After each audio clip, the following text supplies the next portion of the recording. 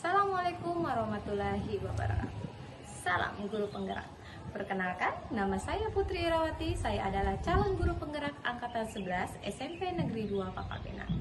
Hari ini kami akan melakukan diseminasi budaya positif yang akan kami bagikan kepada rekan sejawat sekolah kami. Semua ya?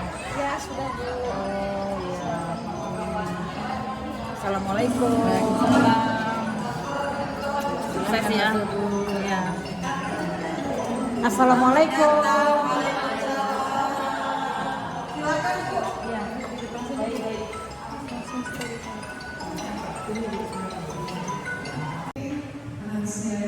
Semangat ibu-ibu. Kayaknya agak gimana gitu ya. Oke, baiklah, saya melanjutkan presentasi dari kedua rekan CGP saya gitu ya. Perkenalan masih sudah kenal ya. Saya Putri Irawati, salam guru penggerak. Saya akan melanjutkan presentasi dari rekan guru saya, rekan guru penggerak saya, yaitu diseminasi budaya positif, ya. Oke, ya, karena saya lihat bahwa ibu di sini sudah sepertinya agak capek, ya. Kita lakukan SDG terlebih dahulu, biar tetap semangat, ya. Biar nggak ngantuk. Oke, SDG-nya mudah sekali karena ini adalah sesi terakhir, gitu ya. Kita pijit-pijit dulu deh, biar menghilangkan otot-otot, gitu ya. Pijitnya dengan namanya pijit dengan hujan.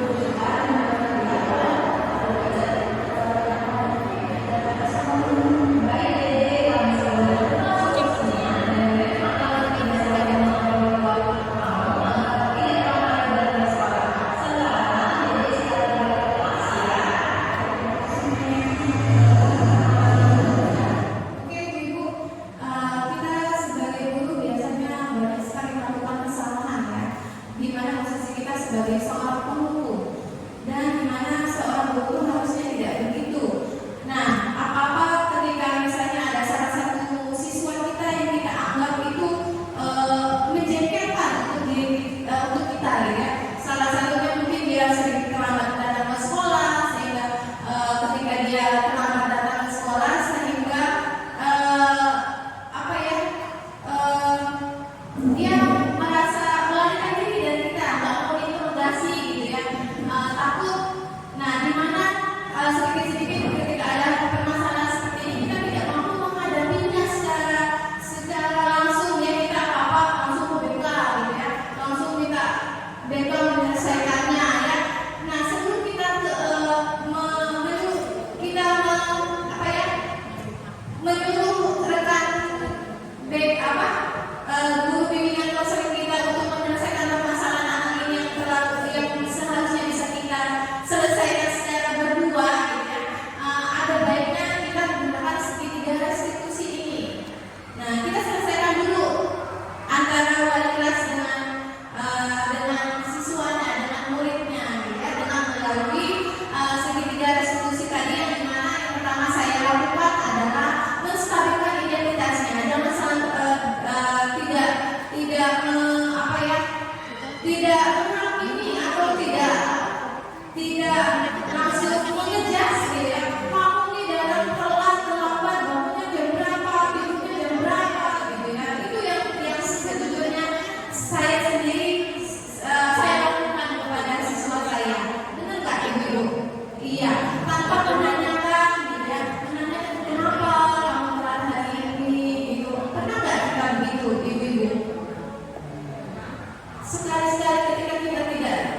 Sekali-sekali yang kita lakukan hal positif begitu ketika kita dapat mengendalikan diri kita, ya. Tetapi ketika itu tadi kita posisinya ada di mana dia, gitu ya, bagaimana kita di posisi dia itu adalah sebagai seorang manajer. Tetapi yang banyak sekali kita lakukan secara bersama-sama adalah penghukum itu sudah paling jelas. Iya, ada ibu setuju dah. Setuju ya? Iya. Kita harus menstabilkan identitasnya, jangan merasa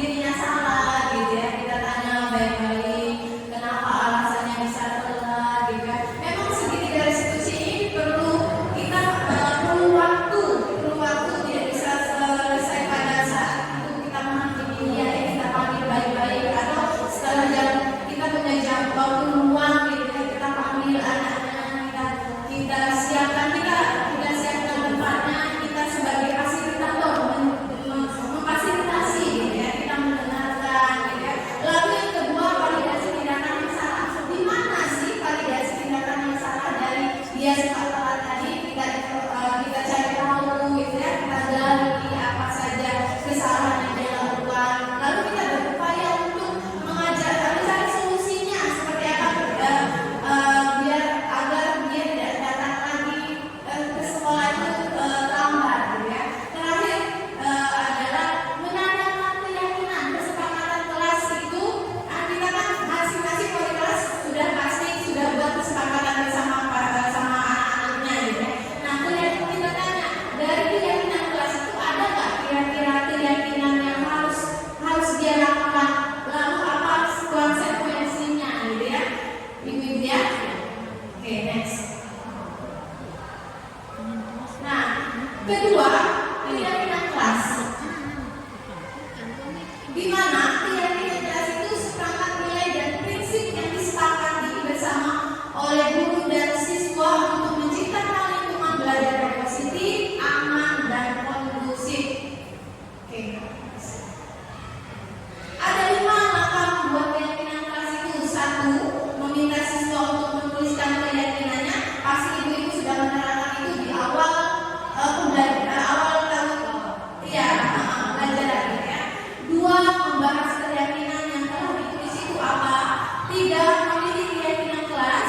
4. Mengubah keyakinan agar menjadi kalimat positif, gitu ya. 5. Menyepakati keyakinan kelas, gitu. Dimana bedanya peraturan dengan keyakinan itu apa, ya, kira-kira Bapak Ibu? Bedanya peraturan sama keyakinan.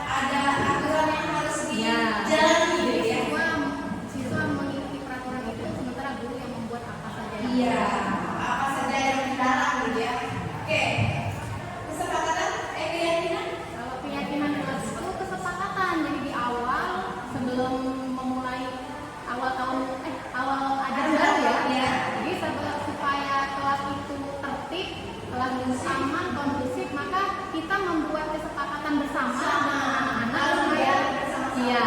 Oke, ya, terima kasih Bu ini tepat sekali ya.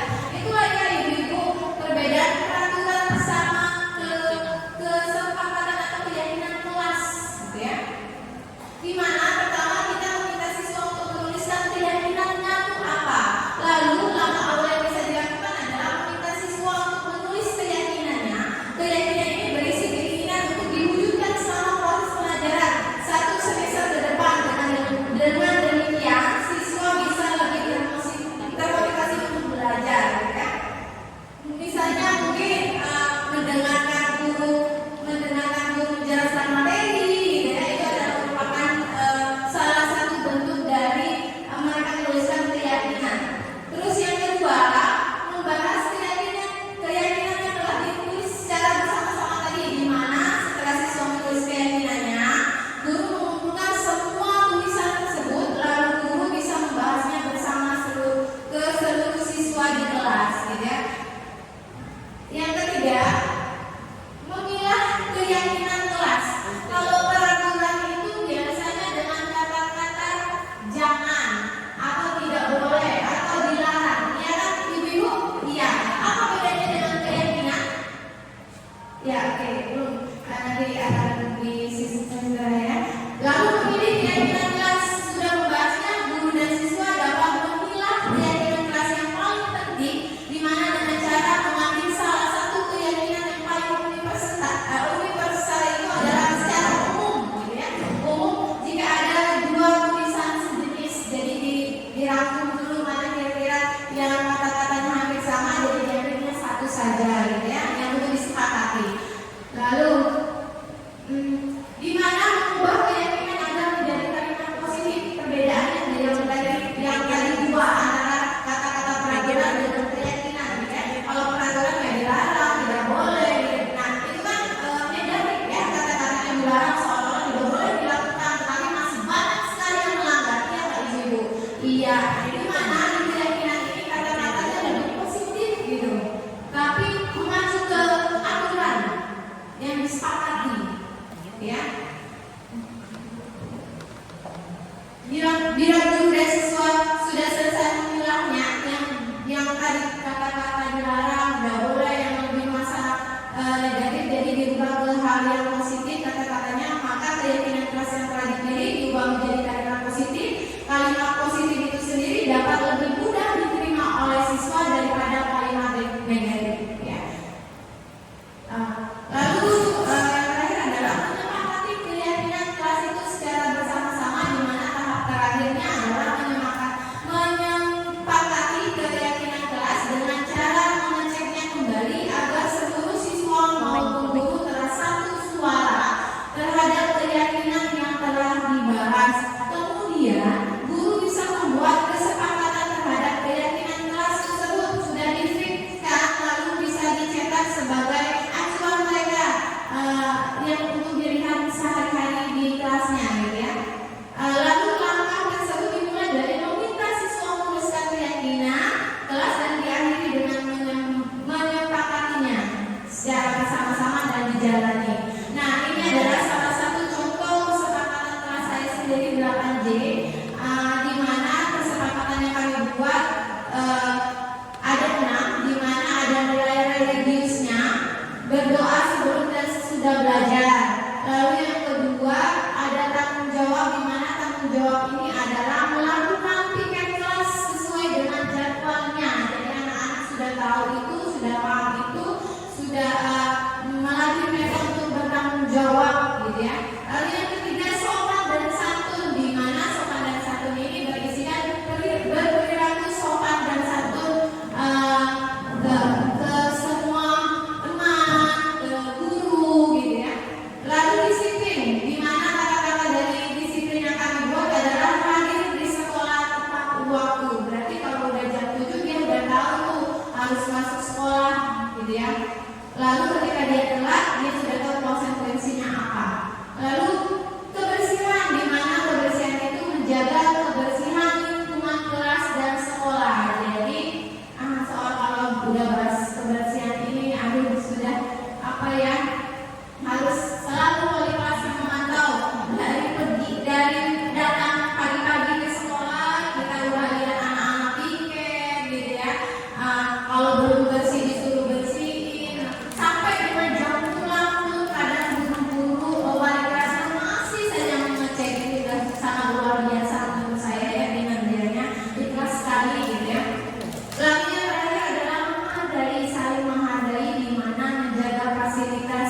fasilitas di kelas dan di sekolah untuk tidak merusaknya.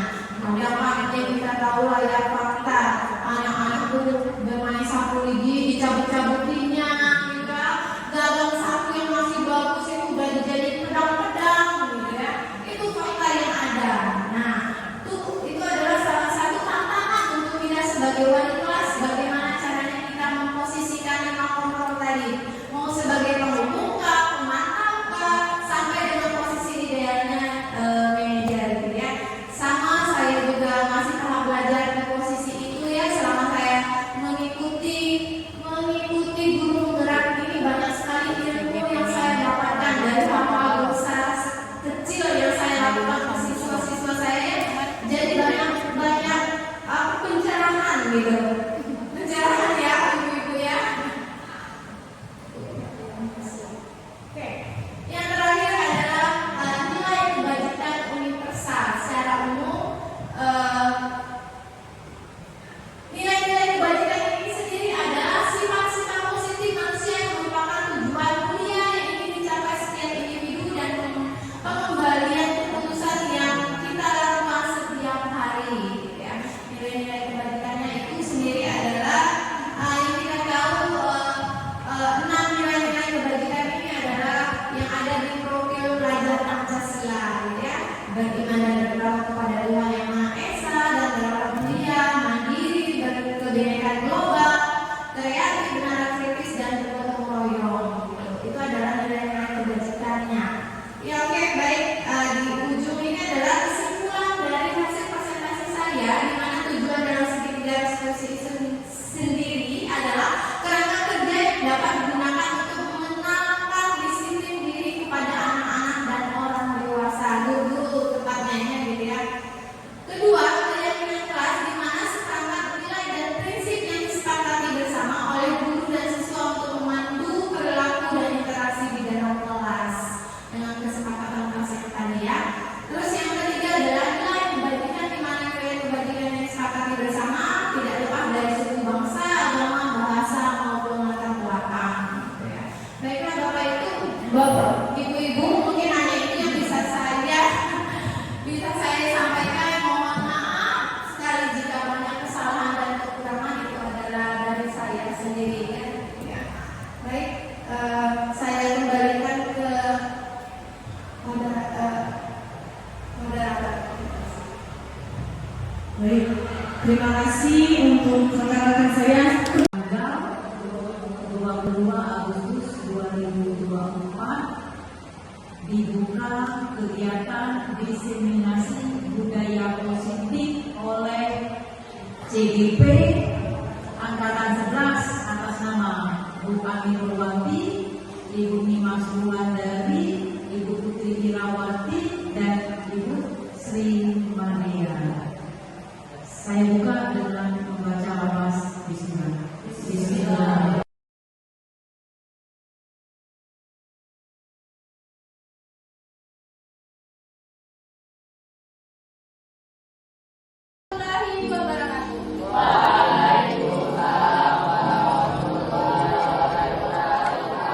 Bagaimana kabarnya hari ini? Alhamdulillah ya, baik semua. Sudah pada sarapan semua? Oke, baiklah. Hari ini saya mau menyampaikan seperti biasa di tahun ajaran baru kita selalu membuat yang namanya Singles Kesepakatan Kelas. Kita sebentar.